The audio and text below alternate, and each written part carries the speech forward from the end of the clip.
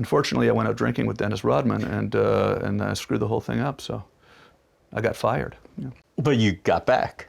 And then he brought me back, yes. I wrote a letter to Donald Trump. So I want to run through some of kind of the notable folks that you've crossed paths with. Absolutely. Over the years. The first Letterman appearance, and what comes to mind there, because obviously I think Dave was somebody you used to dress up as back in the day. Yeah. How do you dress up as David Letterman? Oh, khaki pants, Adidas shoes, and a blazer and a tie, and I would do stand-up comedy sort of dressed in that way when I was a kid, and probably even mimicking his sort of cadence and his delivery a bit,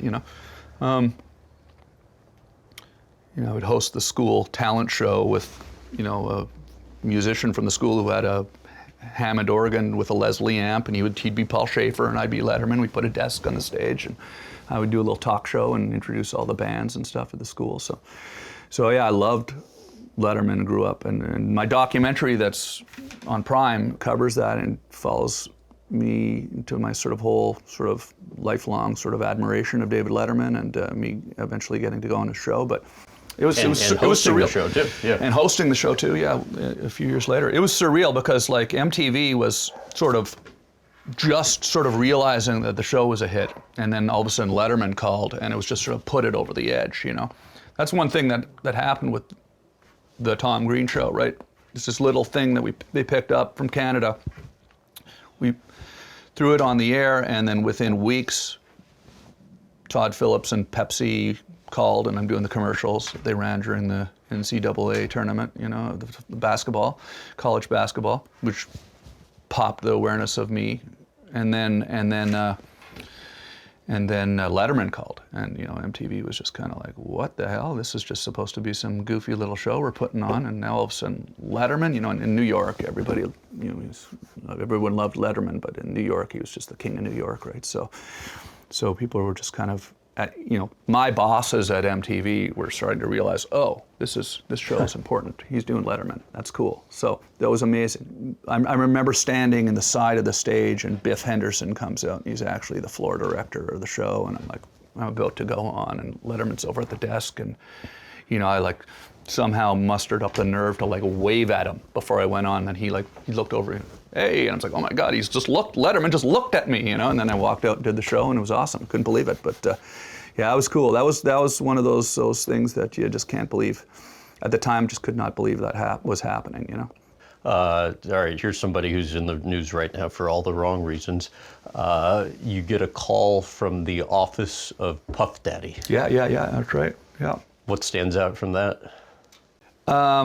When the show first got picked up by MTV and we were on the air, we got a call from Puff Daddy to come, and he wanted to meet me. So I went over to Bad Boy Entertainment, to his recording studio, and me and one of the writers of the show, and I went over there, and he sort of played some of his music, and I'd been in a rap group when I was a teenager, so I was kind of pretty excited, but I don't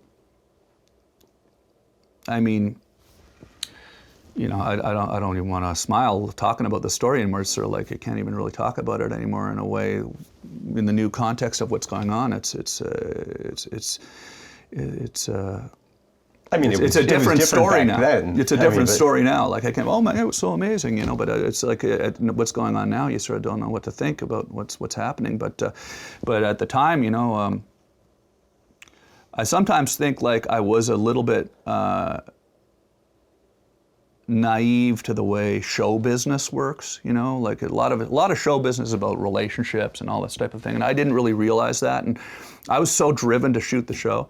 We went over to the studio, and at the end of the visit there, he said, I'm having a party this weekend. I want you to come to the party, and he gave us a couple of passes to this party in the Hamptons, right?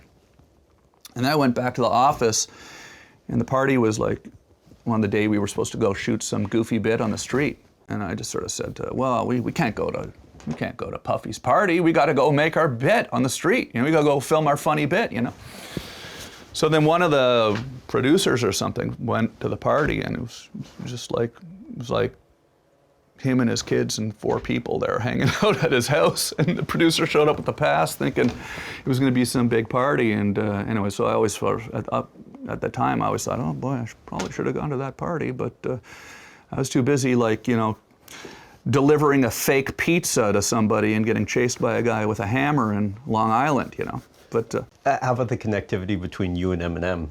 yeah, that was cool too. I mean, that was crazy. Like when the Bum Bum song came out, which was my song, we set out to make the stupidest song ever. I think we accomplished that. We put it on the show. It went to number one on Total Request Live. Got you a record deal. Got me a record deal, yeah. Which that record didn't come out because of my cancer, but I did get a big record deal with Virgin Records. But you imagine an entire record of Bum Bum songs? I mean, what we missed out upon on there as a society, I think, is just horrible. You had the number one song on the planet. Yeah, it was crazy. Yeah. And then Eminem's next single was him dressed up as me in the Bum Bum song, Slim Shady. If you watch that video, he's running around with a superhero costume on, the same exact superhero costume, and he raps about me humping a dead moose. Unbelievable. President Trump, what stands out from kind of your experience with him on The Apprentice? And you're talking about Dennis Rodman, or no? You're talking about Donald Trump. Trump, okay. Yeah. I'll ask you about Rodman after that. Rodman's awesome. We had fun. I probably got fired because of how much fun I was having hanging out with Dennis Rodman. Why? Well, we would go out drinking on the nights we were supposed to be working and stuff. You know, it's pretty fun. If you get to go drinking in New York City with Dennis Rodman, don't pass that up. That's a lot of fun. He knows how to have a good time. That guy. Best person you've ever partied with? I mean, in terms of like most fun you've ever had. Well, it was you know, we were in New York, and you know, he's Dennis Rodman, and he's first of all, he's just, you walk in a room and everybody immediately sees it's Dennis Rodman, and no, he's a fun guy. Yeah, fun guy to hang out with. Yeah, for sure. But yeah, Donald Trump was, you know, it's true. I was on The Celebrity Apprentice. That's true. I got to hang out with the President of the United States. But unfortunately, I went out drinking with Dennis Rodman, and I screwed the whole thing up. So I got fired. Yeah. But you got back.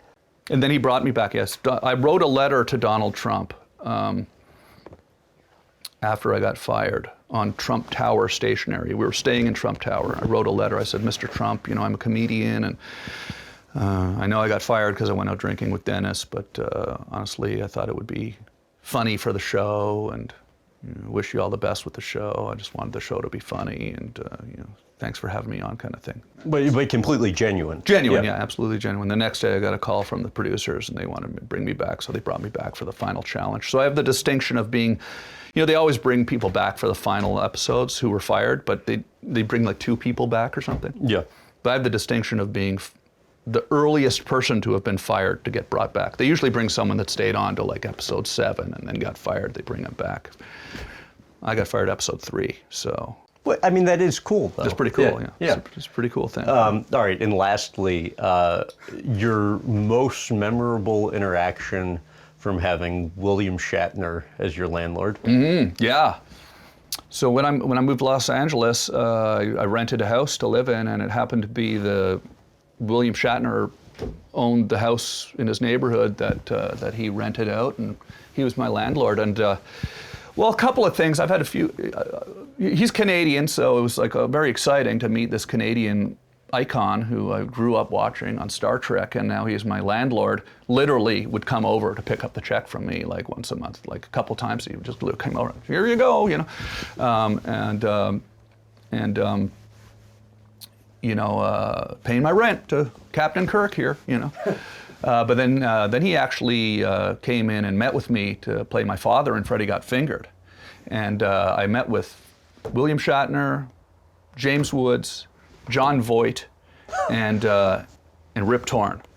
And, you know, truth be told, I mean, we had written the movie with William Shatner in mind, actually. And so this was somebody we really wanted. And then the studio really wanted me to use Rip Torn. And I was like, well, that'll be awesome too. But I do also remember one day I was sitting in front of my rental house, still in my rental house, and I just found out that we were going with Rip Torn, and my landlord pulls up in his Jaguar, and I'm standing there, and the window goes down. He goes, "So what's going on with the movie?" I go, "Oh, yeah, they're actually, studio wants to give it to Rip Torn." He said, "Okay." Boom, drives off. It's like, Really? Yeah. That was my last interaction with my. No, I used to see him around town too. He's. I don't think there was any hard feelings, you know.